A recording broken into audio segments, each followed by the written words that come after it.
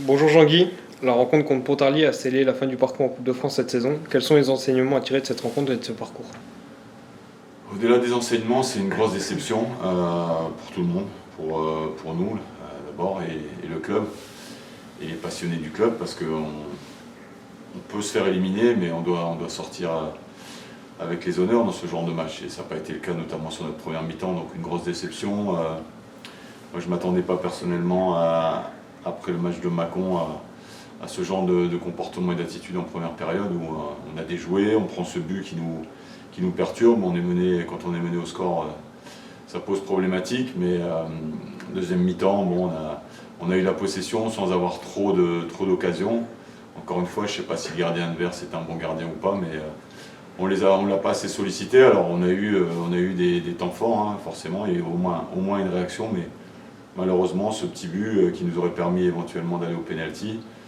Et quand je parle de pénalty, je pense qu'on en a, et c'est pas une excuse parce que notre première mi-temps est insipide et honteuse. On doit avoir une faute sur Daoud qui est sifflable. Donc non, on n'a pas le sort avec nous, mais c'est trop peu par rapport à ce qu'on est capable de faire et on est trop irrégulier pour l'instant. Comment expliques-tu le fait que ton équipe puisse afficher un visage si différent d'un week-end à l'autre? Je viens de le dire, j'ai pas d'explication. Il y a une remise en question générale à tous les niveaux, que ce soit du staff, des joueurs, pour que justement on trouve cette régularité, parce que vraiment il y a moyen de faire beaucoup mieux, ça j'en suis convaincu. On le voit à l'entraînement, mais c'est pas assez répétitif sur la durée, donc on est toujours dans l'irrégularité et forcément la coupe aurait été quelque chose d'extraordinaire, même si on serait peut-être allé à sa réunion, qui n'est pas une garantie, mais on avait un tirage grosso modo par rapport à des clubs qui reçoivent des Ligue 2 ou qui jouent des Ligue 2, on aurait espéré le faire plus tard. Et là ça va être la problématique, même si on a Agno déjà, le derby a bien négocié. Et il faut passer ce cap-là. Ça va être d'aller chercher des matchs amicaux, ce qui est jamais plaisant parce qu'on est hors compétition et c'est ce que j'avais dit, la Coupe de France devait nous aider justement à calibrer ce timing et ce calendrier au moins jusque la trêve.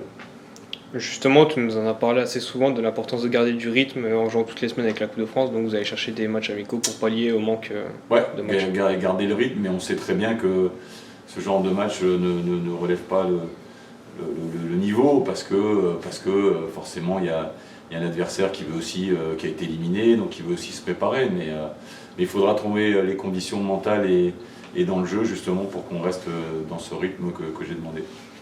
Ce week-end, c'est donc retour au championnat avec le premier derby alsacien de la saison face à Agno, un concurrent direct au classement actuellement, un match important pour repartir de l'avant.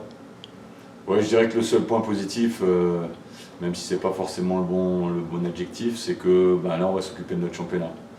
On va être à fond dedans, on va pas penser à autre chose et donc il faut, et on a commencé dès lundi, il faut se remettre en question, il faut travailler justement pour qu'on soit capable de mettre ce qu'on est capable de faire, clairement, d'être meilleur mentalement dans la préparation, dans la volonté de jouer ensemble, parce qu'on l'a déjà montré trop peu à mon goût et trop peu au goût de tout le monde. Et vraiment afficher un visage, un vrai visage par rapport à ce qu'on est capable de faire à l'entraînement et le répéter chaque semaine. Merci Jean-Guy, à samedi.